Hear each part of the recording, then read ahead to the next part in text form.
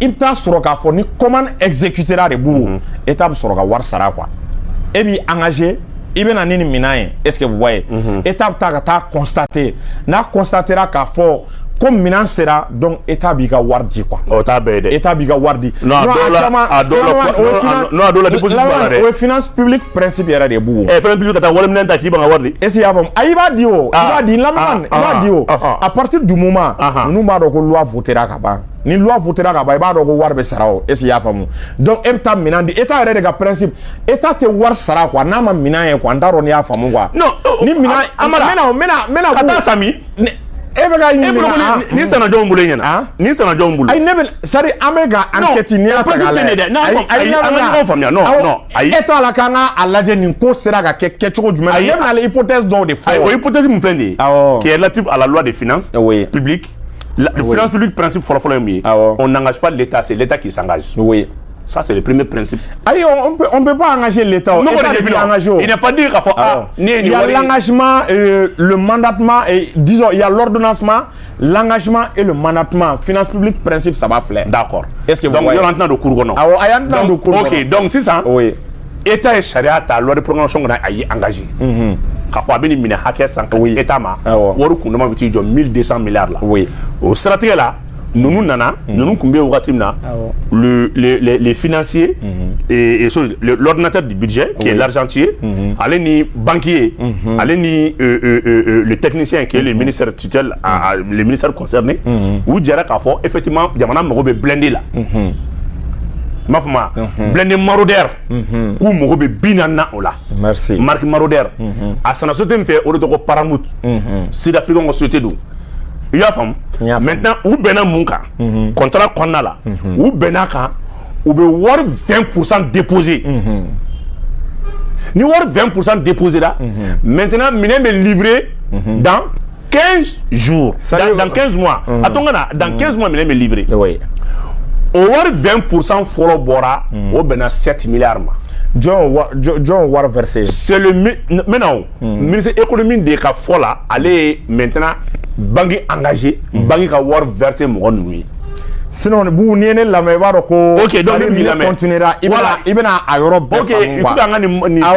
Ça ne veut pas comment il faut attiser ka beaucoup. État, est-ce qu'il y a famille? Ni État be war engagé. Principe d'ordre do, il tisse ka bo au logique nous nous connaissons. Entre principe quoi? Amani wari ne boto. Ne be ko expliquer. Ça ni ne la mais il va don. Ça hypothèse nous me se ka bla quoi. Ante critique. Critique là on de se ka habilité. Il va na procédure nya fo. Comment me se gana yɔrɔ dɔw la c'est à dire majɛ mana na yɔrɔ minnu na an bɛ se ka analyser o bɛ se ka analyser est-ce que vous voyez i n'a fɔ i bɔra k'a fɔ cogo min na est-ce que vous voyez i bɛ na ni minɛn ye état bɛ minɛn ye ni état ye minɛn ye minɛn ka ɲi n'i nana ni minɛn ye état bɛ engagé a sarali la a modalité est-ce que vous voyez c'est à dire n'a sɔnna o principe ma an bɛ avancer donc o modalité o sarali la sisan i b'a dɔn mɔgɔ caman ka problème bɛ bɔ yɔrɔ min na parce que ni ma fɔ ko ninnu ka ko y'o dɛ ni ko ko k'a bɛ ɲagami sisan i bɛ taa sɔrɔ e bɛ se ka taa confirmer ko oui k'i ye minɛn ye ko état bɛ se k'i engagé ka wari sara n t'a dɔn n'i y'a faamu e bɛ se k'a fɔ k'i ye minɛn ye état bɛ se k'i engagé ka wari sarali daminɛ est-ce que vous voyez ou bien ni minɛn ye minɛn hakɛ dɔ ye e yɛrɛ bɛ taa fɔ k'i y'o hakɛ ye est-ce que i y'a faamu ko état k'i engagé mais k'a sɔrɔ minɛn t'o nombre bɔ i sɔnna o cas dɔw yera kuma fɔ ne fɛ ka kuma min dɔ kuma la min ɲininka o sɔngɛrɛ ma a ma fɔ ko avion Choguel delila k'a fɔ a ka fɛn dɔ la o est-ce que i y'a faamu u ye avion dɔ commande kɛ n t'a dɔn voilà avion wa ou bien blindé dɔw i b'a ye k'a fɔ u ye nombre min fɔra o nombre o ma se quoi. Oui, on a même à 25 c'est super tirano là. Voilà. Comment nous 6 de. Voilà 6. Voilà, nous avion quoi de dos. Ah bon, Choguel da sera kuma mais bon même kuma me fois, mais kuma sonji là. Ouais, mais mon Choguel mo do la wilimna. Hein? O dunga rakal gouvernement ngono. Ay mais Choguel te do ni justice ko ka mago be sarina mago be moyen mina. État b'o de moyen bila o état tɛ interférer justice la o justice bɛ se k'a fɔ pour que ka ninnu juger ça an mago bɛ se ministère des affaires étrangères ka concours ma parce que mandat international ninnu diyagoya affaires étrangères sɛmɛ don o yɔrɔ la quoi donc gouvernement bɛ moyen ni disposition bila u ka bolo kan quoi est-ce que vous voyez donc ministre de l'économie et des finances il b'a dɔn olu ka yɔrɔ la m'a fɔ n ko ninnu ta don dɛ c'est à dire a dɔw la problème dɔw de bɛ se ka wuli olu ka niveau la quoi m'a fɔ n ko ye ninnu ta yɛrɛ parce que a dɔw la i b'a sɔrɔ n'a fɔra k'i ka fɛn dɔ exécuter sa i ka ɲɛmɔgɔ dɔ mana f'i ye bon n'i ma temps ta ka procédure k'a respecter fo k'a se a dan na Abu ni vérification tora ka wuli amana ni choquer les politiciens wele munna u tɛ na ni choquer les politiciens wele u tɛ ka na munna n'i y'a ta k'a lajɛ politicien baden bɛ ka choquer ye comme une menace dɔw bɛ ka tɔgɔ tiɲɛ k'a bɛ fanga ɲini na dɔw bɛ ka fɔ a bɛ fɛ ka président dɛmɛ donc bɛɛ b'i ta fɔ mais o tɛ problème ye mɔgɔ minnu t'a dɔn dɔw bɛ kuma dɔw fɔ ko premier ministre ko Choguel tun man ka kɛ premier ministre ye parce que parti politique ɲɛmɔgɔ don Boubou k'a f'i ye bi la fonction du premier ministre c'est une fonction politique est-ce que vous voyez Mali de kɔnɔna la an bɛ ka essayer ka premier ministre ka fonction dénaturer quoi ka dénaturer mun na an bɛna ni premier ministre ye minnu ka fɛgɛn quoi pour que est-ce qu'il y a faamu président mana fɛn o fɛn fɔ u ka to o cadre kɔnɔna la pour que personnalité kana y'u la quoi donc à tout moment ni président ko k'a bɛ u la démissionner problème foyi kana se ka don a la quoi c'est à dire premier ministre min n'a bɛ bɔ parti ba la i b'a ye k'a fɔ n'i ko k'i b'o tigilamɔgɔ la démissionner ani premier ministre min i y'a ta ka bureau kɔnɔ dɔrɔn n t'a dɔn n'i y'a faamu quoi ko technocrate don ou bien jama t'a kɔnɔ i y'a ta ka bureau kɔnɔ n'i ko k'i b'o la démissionner ani jama bɛ mɔgɔ min kɔ i b'a ye o ampleur tɛ kɛ kelen ye quoi. mais e yɛrɛ bɔra ka f'i ka kuma daminɛ la ko on est dans un régime parlementaire. Oui. Un ministre doit avoir ses assises dans le parlement. Bon ne jateminɛ kɛ Choguel dun ka assise bɛ CNT kɔnɔ parce que CNT o ka mɔgɔ sigilen de Choguel. CNT ka mɔgɔ sigilen Choguel c'est-à-dire. Oui, mais parce que Choguel ka soutien kan ka bɔ CNT kɔnɔna de la parce que u bɛ Assimi ka mɔgɔ sigilen. mais min f'i ye o de kɛra i b'a dɔn o de kɛra Mali problème ye peut-être constitutionnaliste a ye problème ɲɛnamaba de soulever quoi constitutionnaliste peut-être u kan ka réfléchir nin yɔrɔ kan sinon i ye min fɔ régime parlementaire principe yɛrɛ o de ye. A principe ye nin de. principe nɔgɔ foyi t'a la i bɔra ka min fɔ c'est-à-dire président n'a ye gouvernement sigi président bɛ fɛɛrɛ bɛɛ kɛ ka kɛlɛ kɛ pour que a ka majorité sɔrɔ parlement na bon n'i y'a ta k'a lajɛ président a ye parlement sigi n'o ye CNT par décret ka tila ka gouvernement sigi par décret a n'olu tɛ ka ɲɔgɔn faamu c'est que problème munna parti minnu bɛ CNT kɔnɔ munna olu bɛ jamakulu fɛ minnu ko président ka mɔgɔ sigilen ka taa ne bɛ fɛ o principe nin e ka expliquer maliyɛnw k'a faamu an yɛrɛ ka ɲɔgɔn sisan o principe nin n'i ko k'i b'o analyser k'a lajɛ i bɛ se ka min faamu o la c'est comme i n'a fɔ an bɛ ka don système dɔ de kɔnɔ n'a bɛ fɔ o ma cohabitation cohabitation o kɔrɔ c'est-à-dire cohabitation o tɛ dɔwɛrɛ ye c'est comme i n'a fɔ président bɛ ka fanga mara mais majorité absolue t'a bolo quoi président bɛ ka fanga mara mais il est obligé de gouverner avec l'opposition donc o ye période de cohabitation ye est-ce que i y'a faamu donc n'a bɛ ka gouverner ni opposition ye sisan est-ce que vous voyez mesure bɛ mesure la a tɛ se k'o ta tant que a ma diya ɲini o fɛ parce que majorité absolue t'a bolo an bɛ ka baara kɛ ten de alors que normalement majorité absolue de kan ka kɛ président bolo parce que gouvernement bɛ baara min kɛ on suppose président de b'a ci don a da directement ni président y'o ci don a da directement a k'o baara kɛ ni parlement bɛ ka o baara dɔw gɛlɛya a bolo. Mais parlement non, ne bɛ ka mun ɲɛfina il y a des partis même qui sont siégés dans le CNT olu parti dɔw bɛ k'a fɔ ko Choguel ka taa alors que ne jateminɛ kɛ principe tɛ ɲɔgɔn ta yɔrɔ la. oui o de cohabitation c'est-à-dire an bɛ ka dévier régime bɛ ka na est-ce que i y'a faamu dans un régime de cohabitation o fana c'est permis dans un régime parlementaire mais a bɛ baara gɛlɛya de a bɛ prise de décision i b'a ye a b'o de gɛlɛya ni décision fɛn fɛn bɛ ta i b'a ye a bɛ taa kɛ négociation de n t'a dɔn n'i y'a faamu a sama-samali bɛ caya a kuma bɛ caya a cas dɔw kɛra je pense Mitterrand ale ni Chirac ka temps na cohabitation kɛra o i b'a ye a wagati baara bɛ gɛlɛya kojugu quoi parce que ni gouvernement ni CNT tɛ ka ɲɔgɔn faamu ni mesure min bɛ ta a bɛ sama de quoi a bɛ discuter i bɛ nin to yen ne bɛ nin ta i bɛ nin to yen ne bɛ nin ta an bɛ ka fɛn dɔ don ɲɔgɔn na Amara fanga b'o kɔnɔ loi électorale in dɔrɔn de la gouvernement ni CNT ma ɲɔgɔn ye. non mais e bɛ ka ɲina nin gouvernement in fura dama ne jateminɛ yɛrɛ kɛ yɛrɛ CNT membre dɔw tun bɛ yen olu yɛrɛ tun bɛ Choguel yɛrɛ ka programme expliquer mɔgɔw ye plateau kan. oui. Mara ni y'a faamuya mais bi ne yɛrɛ b'a dɔn olu bɛ ka Choguel lankari. mais ɲininka o u delila ka premier ministre convoqué fɛn na o est-ce que i y'a faamu nin t'a siɲɛ fɔlɔ a ma deli ka convoqué a ma mɛn il y a peut-être 4 à 6 mois CNT kɔnɔna i hakili b'a la propos ni propos minnu fɔra a ma est-ce qu'il y a un rappel là c'est-à-dire à propos chamana antena ndadu la iba ye ka fo droit ni la gauche est-ce qu'il y a famu olu sera premier ministre moi on même mon beke est-ce que vous voyez alors qu'il y a un bébé peut-être premier ministre même bon rien fort c'est que impression dans le dans ma régime qu'on a là que majorité be présent mais en réalité majorité ta bolo quoi parce que une majorité ba bolo présent a comment quand le gouvernement manga so CNT de kono quoi opposition se ga so mais CNT jama famba manga gouvernement so wa no tora ka ke régime qu'on a là mune ka nga ke présent moins de coercition mais à boulot nous avons pouvoir d'action avons pouvoir dissuasif ka CNT qui va présent mais intervenir avec CNT qui pour que la élection croit que SIA famu ka majorité croit dégager on est contexte là comment élection là présent mais CNT qui ka recomposer élément munu no olu be ka baka kilna na ka fema peut-être olu be black refe est-ce qu'il y a famu o be ka opposition extra parlementaire donc mo munu be aka kilna na ka idéologie là anu be continuer parce que problème munu on be urgence de kono tant était sama la tuguni quoi mais amara shariati la mo yini kelay asimi ka ujimi genga bo sente kono tugum alors que nomination kera en liste ka kala mo killing gen adama ebe sika foto de edu bon sharia ay meni sharia tagale abse ka kyo abse ka parce que abse meni sharia parce que vous et décret ta chogo era maya sharia bɛ sɔrɔ décret ta cogo la ni décret présidentiel min nana ka CNT sigi parce que an ka kɛ yɔrɔ ni coup d'état kɛra sisan période exceptionnelle don an b'an ka charia bato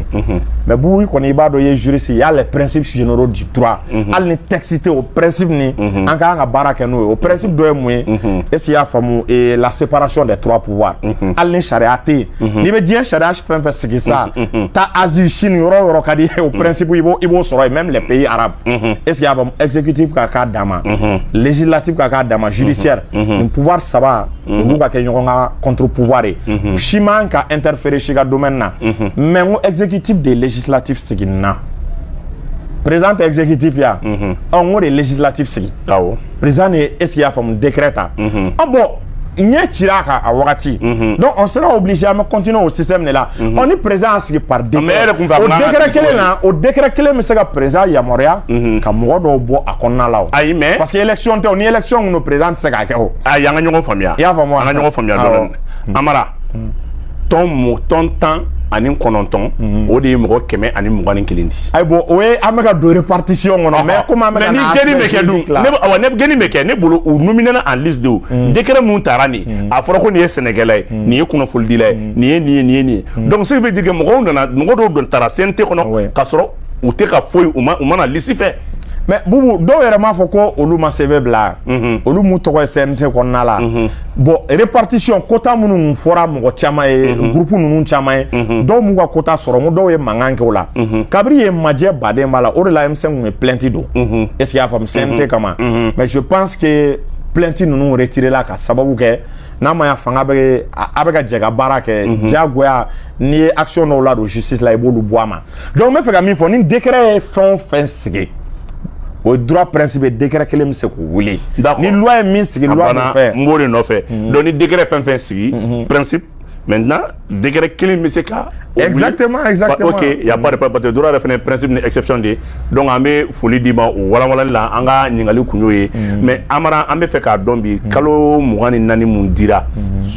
Asimi ma e yɛrɛ fɛ chantier baw Mali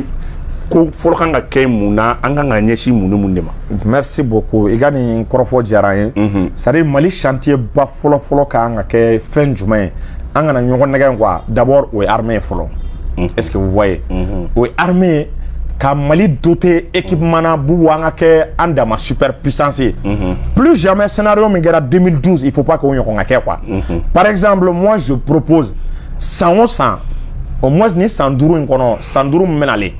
bubu san o san hélicoptère 10 avion de chasse 10 ɲɔgɔn san o san hali n'o k'a sɔrɔ an b'an ka terrain de vie de réduit tuguni k'an ka salaire réduit tuguni bubu an ka fɛɛrɛ kɛ an ka na ni o équipement ninnu ye ka bouclier anti-missile ka o dɔ ɲini k'an ka sanfɛla lakana pour que faransi kana incursion kɛ tuguni o ye armée kunda ka armée kɛ institution ye quoi o ye réforme ninnu niveau ye o tɛmɛlen kɔ an b'an ɲɛsin secteur jumɛn ma parce que an bɛ ka taa sira dɔ kan diagoya an bɛna isoler jamana dɔw la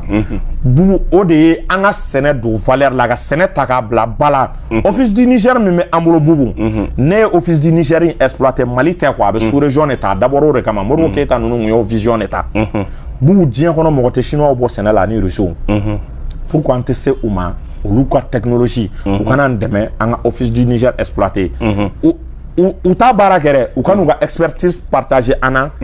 an ka se ka office du Niger exploiter pour que dunkafa bɛ se ka sabati parce que ni dunkafa sabatira o b'a yira hali ni ninnu ye embargo bi an kan bubu tant que mɔgɔw bɛ buru sɔrɔ nɔgɔya la u bɛ balo sɔrɔ nɔgɔya la malo bɔrɛ da jiginnen ɲɔ bɔrɛ da jiginnen don sukaro da jiginnen don bubu mɔgɔw kɛ man di ka wuli fanga kama dɛ a ka gɛlɛn quoi o ye autosuffisance alimentaire yɔrɔ ye quoi est-ce que i y'a faamu donc bubu n'o tɛmɛna sisan au niveau de la lutte contre la corruption bubu an ka lajɛ an ka réforme baden kɛ par exemple justice domaine na par exemple moi je propose an ka séparation nette yɛrɛ de kɛ entre l'exécutif et le judiciaire hali magistrat baw président kana u nommé tuguni quoi magistrat baw a dɔw ka poste ka subordonné par concours juristes bɛ yen olu bɛ se ka voter est-ce que vous voyez pour que peut-être a kana élargir jamanaden bɛɛ pourquoi pas a bɛ se ka élargir fɛnɛ olu ka voter magistrat ba ninnu caman ye est-ce que vous voyez donc a ka ca Ala fɛ i b'a ye k'a fɔ malidenw bɛ wasa min ɲini kiiri niveau la an bɛ se ka olu sɔrɔ. Il y a kuma sɔn jila Corée ni y'olu ka ni asiatique dugu dɔw bɛ yen ni y'olu ka système ta k'a lajɛ olu ka ministre de la justice o de fɛnɛ procureur général ye. ah bon vous voyez. o de procureur général fɛnɛ. i bɛ taa sɔrɔ poursuite bɛɛ b'ale ka niveau de la ale bɛ nominali babaw kɛ ministériya t'a la foyi t'a la mais n'i ye Mali constitution ta k'a jateminɛ k'a lajɛ i bɛ taa sɔrɔ constitution kelen bɛ ka dɔw bɛ yen i bɛ taa sɔrɔ olu tɛ o kumana droit commun tɛ se ka foyi ko olu la personnalité dɔw bɛ yen olu protégé len don olu yɛrɛ bɛ hors maintenant il échappe maintenant le contrôle du droit commun i bɛ taa sɔrɔ olu bɛ ko dɔw kɛ fo ka tila ka ɲɛɲini bako la fo ka tila ka t'o sɛmɛ politicien dɔw la tugun i b'a ye k'a fɔ o de y'a to kuma bɛɛ complicité bɛ politiciens ni ministres ni ɲɔgɔn cɛ u bɛ ɲɔgɔn fɛn o la est-ce que bi an bɛ ka taa constitution kura min kan ni e ko k'e bɛ nin majɛ bɛɛ kɛ parce que an y'a ye k'a fɔ mɔgɔw b'a fɔ ko ma tila proposition la voilà mɔgɔw b'a fɔ ko wa ni fanga yɛlɛmara de an bɛ wuli mɔgɔw kɔ alors que i bɛ taa sɔrɔ kuma bɛɛ i bɛ taa sɔrɔ complicité bɛ vraiment exécutif ni judiciaire ni ɲɔgɔn cɛ parce que i bɛ taa k'a fɔ poursuite bɛ exécutif kelen de bolo parce que ni jateminɛ kɛ ministre procureur bɛ relever ministère de la justice de la. exactement bon n'ale ma poursuite opportunité di i b'a k'a fɔ poursuite tɛ se ka kɛ. a ka gɛlɛn quoi donc o de la i m'a ye États-Unis système min bɛ yen a bɛ f'o ma ko régime présidentiel un régime de séparation stricte des pouvoirs séparation stricte ye mun de ye est-ce qu'il y a faamu exécutif judiciaire législatif k'u bɔ ɲɔgɔn na pas de possibilité de collaboration États-Unis procureur ba ni fɛn ninnu bɛɛ bɛ numéré o est-ce que vous voyez n'a ye Mali jɛ an bɛ se ka taa o système ninnu na quoi hali n'i ye Mali ta k'a lajɛ sisan initiative des lois n'a fɔra loi sisan a initiative a bɛ organe fila de bolo gouvernement ale ni est-ce qu'il y a faamu parlement mais États-Unis loi ko exécutif da foyi t'a la a bɛɛ ye est-ce qu'il y a faamu législatif de ye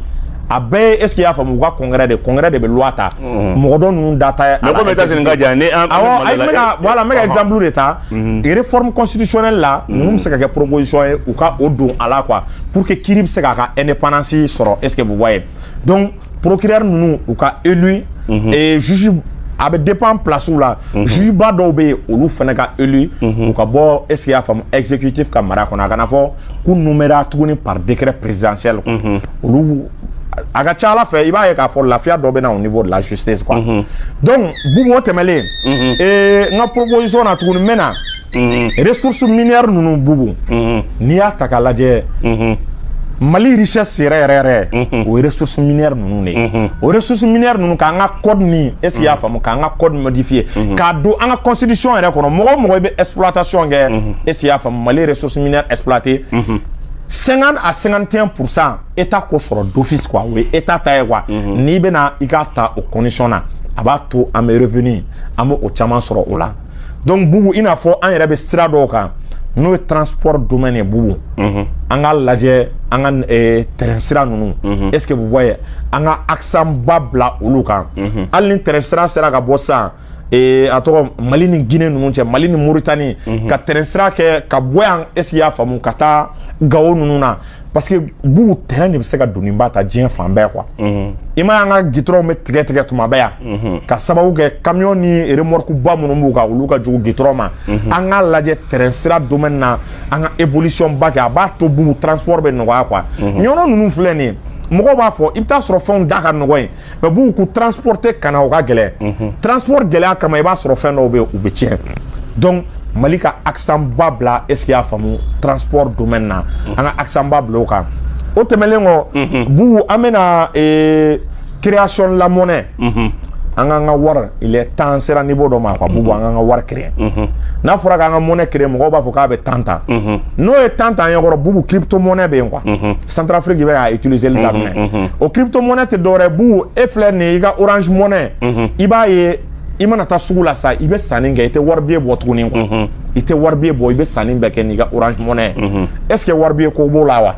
an bɛ se ka baara kɛ n'o ye en même temps a b'a to an bɛ système bancaire éviter quoi parce que problème don n'an tora nin système kɔnɔna la bugu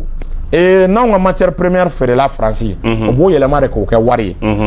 ni CEDEAO ye embargo bi an kan a bɛna banque jumɛn fɛ ka gɛlɛn ni nin don ni moyen de ka système bancaire contourner quoi système bancaire an kana ɲɔgɔn ye diɲɛ kɔnɔ a bɛ tubabuw bolo quoi u t'a don an dun k'an bila an k'an préparer a kama ni tubabuw an n'u bɛ tila ka fɔ ɲɔgɔn kɔ u bɛ tila ka sanction bi an kan donc n'an ye nin mécanisme ninnu bila sur place a b'a to i y'a faamu u ka sanction an t'a senti i m'a ye Russie ninnu u ye sanction bi u kan Dieu merci Russie bɛ ka sanction ninnu bɛɛ contourner u bɔra suite la voilà exactement an k'a lajɛ an ka o fɛn ninnu kɛ an kana kalan domaine na bugu éducation domaine c'est bugu i b'a kalama u ye Mali c'est-à-dire quoi tellement que tubabuw y'an détruire quoi u y'an ka système bɛɛ kɛ u ye Mali bɛɛ kɛ juriste ye quoi juriste ni homme de lettres quoi bugu ni juriste ni homme de lettres cayara jamana fɛn fɛn kɔnɔ o kuma de bɛ caya ni baara ye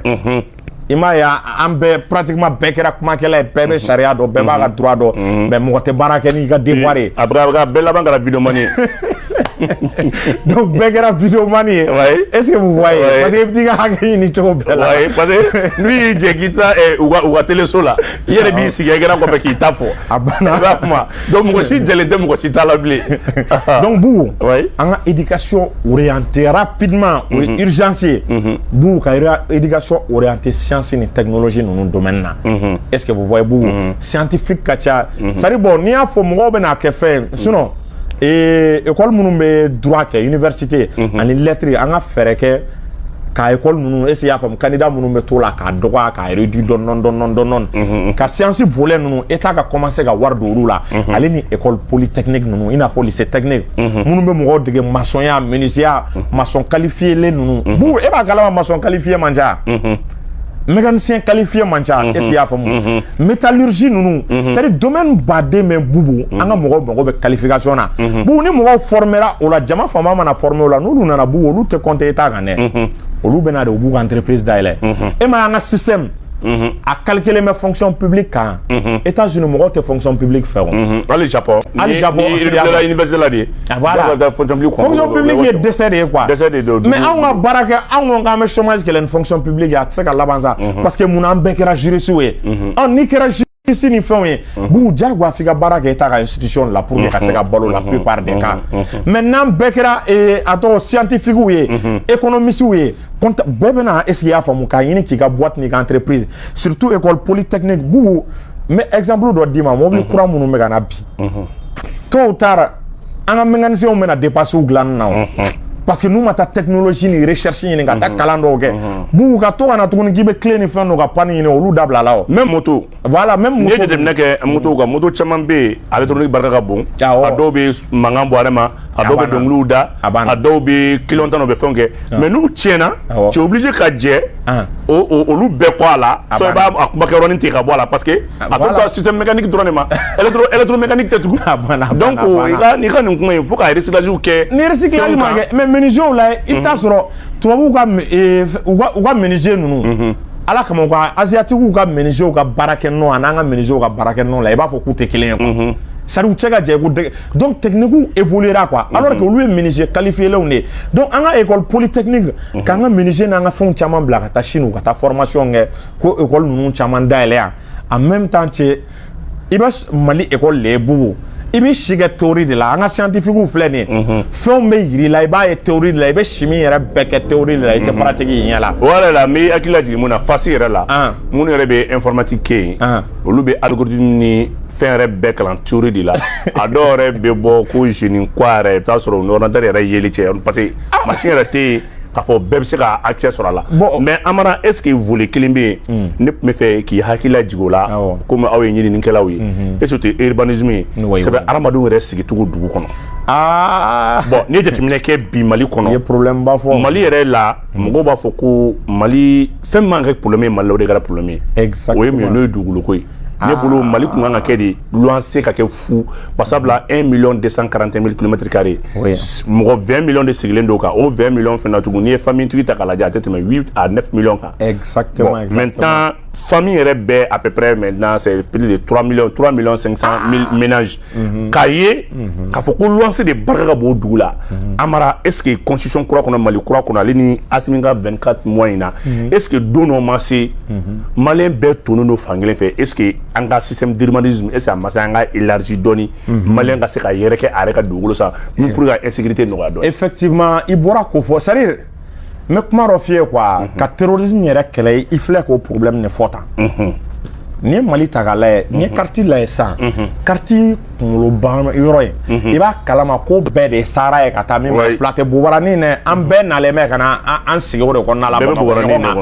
wa o yɛrɛ fana la an bɛ ka espace ta i ye min fɔ Mali service bɛɛ bɛ Bamakɔ de a service ɲɛnama bɛɛ i m'a ye o de la bɛɛ bɛ na université ɲɛnama bɛɛ bɛ Bamakɔ bɔ n'o ka sɔrɔ o ye effort dɔɔni kɛ mais halisa c'est pas trop considérable quoi Amara i m'a fɔ ko bɛɛ bɛ Bamakɔ o Bamakɔ yɛrɛ fana tugun u y'an tila yɔrɔ saba o ye mun ye b'o dɔn Bamakɔ bɛɛ fana bɛ dugu kɔnɔna de fana la exactement o de y'a kɛ i b'a ye k'a fɔ a 8 heures wagati n'i bɛ taa dugu kɔnɔ i b'a ye k'a fɔ embouteillage bɛ yen mais n'i bɛ ka bɔ dugu kɔnɔ ka na embouteillage kelen tɛ yen ministère bɛɛ bɛ dugu kɔnɔna la exactement direction caman bɛ dugu kɔnɔna la service ba caman bɛ dugu kɔnɔna la